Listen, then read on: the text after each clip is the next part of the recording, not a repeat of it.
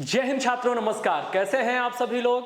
आप सभी लोगों ने अपने अपने परिणाम देख लिए होंगे और उन सभी छात्रों को जिनका पटवारी परीक्षा का परिणाम सार्थक और सकारात्मक रहा उनको बहुत बहुत शुभकामनाएं। लेकिन वो छात्र जो अभी भी कंफ्यूज्ड हैं, देखिए इस बार पटवारी में क्या हुआ है कि मिनिमम क्वालिफाई नंबर के हिसाब से मैक्सिमम लोगों का जो आप रोल नंबर और डेट ऑफ बर्थ डाल रहे हैं वेबसाइट पे तो क्वालिफाइड लिख करके आ रहा है। अब आप डिसाइड नहीं कर पा रहे हैं कि मुझे कौन सा डिस्ट्रिक्ट मिला है या मेरा सिलेक्शन हुआ है कि नहीं हुआ है, तो उसकी पूरी जानकारी लेकर के आया हूं। सुबह से कई सारे बच्चों के स्क्रीनशॉट्स हमारे पास आ रहे हैं, कई सारे बच्चों के फोन कॉल आ रहे हैं और उनको ये डिसाइड करना मुश्किल हो रहा है कि उनका सिलेक्शन हुआ भी है कि नहीं हुआ है। वो बहुत कंफ्यूज्ड हैं और अपना रिजल्ट कैसे देखें। तो सबसे पहले तो अपना रिजल्ट देखने के लिए अपन वेबसाइट जो है अपनी पीईबी वाली वेबसाइट, पीईबी भी डालोगे तो भी खुल जाएगा, भले उसका नया नाम हो गया है। तो अभी सुबह तो खुल रहा है सर्वर। तो आप जैसे ही डालेंगे रोल नंबर डालेंगे, रोल नंबर डालने के बाद डेट ऑफ बर्थ डालेंगे, डेट ऑफ बर्थ डालने के बाद टीएसी नंबर जो आपके एडमिट कार्ड में है वहां पर टीएसी नंबर आप ट्रेस करके डाल सकते हैं। वे बच्चे जिनका एडमिट कार्ड खो गया है, मिल नहीं रहा है, वो लोग उसी वेबसाइट पर जाकर के अपना एडमिट कार्ड फिर से डाउनलोड कर सकते हैं। आपका एडमिट कार्ड डाउनलोड हो रहा है, आप एडमिट कार्ड सेक्शन में जाएंगे तो 2022 का जो अक्टूबर का सेक्शन है वहां आपका एडमिट कार्ड आपको मिल जाएगा। लेकिन उसके लिए एप्लीकेशन नंबर चाहिए होगा। एप्लीकेशन नंबर भी अगर खो गया तो फिर आपको किसी कैफे पे जाना पड़ेगा, किसी सेंटर पे जाना पड़ेगा। आइए मेन चीज जो मैं अभी आपके सामने उपस्थित हुआ हूं वो इसके लिए उपस्थित हुआ हूं कि एमपी पटवारी 2023 का जो रिजल्ट घोषित हुआ है उसमें सबको क्वालिफाई दिखा रहा है। कैसे पता चलेगा कि आपका सिलेक्शन हुआ कि नहीं हुआ? कैसे पता चलेगा कि आपका सिलेक्शन हुआ कि नहीं हुआ? इसके लिए मैं आपके बीच में आया हूं और मैं बहुत सरल तरीके से, एकदम सिंपल तरीके से आपको बताने वाला हूं कि आपका सिलेक्शन हुआ कि नहीं हुआ। ये आप बहुत ही जल्दी कैसे समझ पाएंगे, कैसे निर्धारित कर पाएंगे।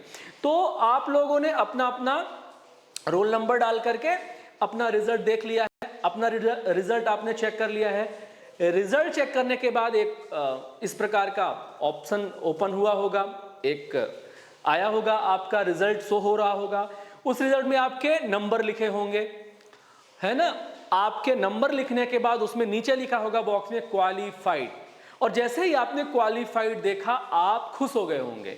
तो आपको बहुत ज्यादा खुश होने की आवश्यकता नहीं है, क्योंकि उस क्वालिफाइड टेबल के नीचे अगर एक टेबल आपको दिखी तब आप क्वालिफाइड हैं, लेकिन अगर टेबल नहीं दिखी तो आप क्वालिफाइड नहीं हैं। क्या है? अगर दो टेबल हैं तो आप क्वालिफाइड हैं, दो टेबल नहीं है तो क्वालिफाइड नहीं है। कैसे? जैसे मान के चलिए सभी क्वालिफाइड हो चुके हैं, कैसे पता चलेगा कि सिलेक्शन हुआ कि नहीं हुआ, है ना? हाउ टू नो आपका सिलेक्शन हुआ कि नहीं हुआ? ये देखिए आपने अपना नंबर डाला, नंबर डालते ही आप इस प्रकार की सूची में पहुंचे। इस प्रकार की सूची में पहुंचने के बाद केवल और केवल आपके सामने इस प्रकार की तालिका है। केवल एक तालिका है ये वाली, जिसमें आपका नंबर शो हो रहा है कि 200 नंबर का पेपर था और नॉर्मलाइजेशन में ये हुआ है। आपने पहले इतने नंबर प्राप्त किए थे, नॉर्मलाइजेशन के बाद इतने में ही आपको क्वालिफाइड दिखा रहा है। क्या दिखा रहा है? यहां पर आपको क्वालिफाइड दिखा रहा है। अगर इसके नीचे कोई टेबल नहीं है, इसका मतलब है कि आप क्वालिफाई तो हो गए, परीक्षा पास कर लिए हो, लेकिन आपका सिलेक्शन नहीं हुआ। मेरे प्यारे बच्चों, आप परीक्षा पास कर लिए हो लेकिन आपका सिलेक्शन नहीं हुआ है। अनक्वालिफाइड दिखाने में साइकोलॉजिकली बच्चे वीक हो जाते थे, तकलीफ होती थी। तो इस वजह से इस बार क्या किया गया है कि क्वालिफाइड दिखाया जा रहा है, लेकिन आप पास हुए हैं, आप मेरिट सूची में नहीं हैं, क्योंकि मेरिट सूची और वेटिंग सूची, जस्ट ये जो मुख्य चयन सूची एवं प्रतीक्षा सूची है, इसके नीचे ही उसकी टेबल है। अगली स्लाइड में देखेंगे जिनका सिलेक्शन हुआ है उनका इस प्रकार से ओपन हो रहा है, ऐसे ओपन हो रहा है। बाकी सब कुछ आप जैसे ही है, क्वालिफाई हैं, आपके भी पुराने नंबर और नए नंबर दिए गए हैं। इसके बाद आपका एक ये टेबल सामने आया है, देखिए दूसरा टेबल जिसमें क्या है, मुख्य चयन सूची एवं प्रतीक्षा सूची का कट ऑफ। आपको होशंगाबाद जिले का पटवारी बनाया गया है, ओबीसी कैटेगरी के अंतर्गत बनाया गया है और आपका मेरिट सूची में पहला स्थान है। होशंगाबाद जिले की मेरिट सूची में पहला स्थान है, मतलब जिन भी व्यक्ति का ये मैं खोल रहा हूं, मोहित वर्मा जी हैं, हमारे छात्र हैं, इनको होशंगाबाद जिले में मेरिट 1 मिली हुई है। इस प्रकार का अगर आपका फॉर्म ओपन हो रहा है, आपका रिजल्ट शो हो रहा है, तब तो आप सिलेक्शन में हैं। अच्छा, जिन बच्चों को वेटिंग में रखा गया है वो यहां पर मेरिट लिखने की बजाय वेटिंग के बाद नंबर लिख रहे हैं। जैसे यहां पर क्या लिखा हुआ है, यहां पे लिखा हुआ है मेरिट, और जो बच्चे वेटिंग में हैं वहां मेरिट की बजाय क्या लिख के आ रहा है, वहां वेटिंग लिख के आ रहा है। तो मेरे प्यारे बच्चों, आपको समझ में आ गया होगा कि आप अपना सिलेक्शन कैसे देख सकते हैं।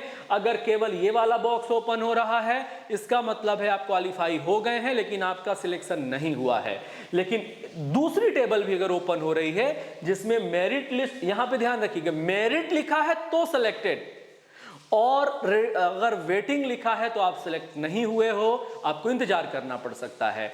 तो छात्रों, समझ में आ गया होगा कि आप लोग किस प्रकार से अपना निर्धारित कर सकते हैं कि आपका चयन हुआ कि नहीं हुआ। बात समझ में आ गई। सब में क्वालिफाई लिखा हुआ है, सबको बधाई, क्वालिफाई होने के लिए आपने परीक्षा पास कर ली, आपके अंदर काबिलियत है। लेकिन मेरिट के अंदर आने के लिए भी आपको और मेहनत करने की जरूरत है, तो निराश ना हो। अगली भर्ती आपके सामने आरक्षक की है, और आरक्षक की भर्ती में आप जी तोड़ मेहनत करिए और सेलेक्ट होकर के एक जॉब हाथ में लीजिए।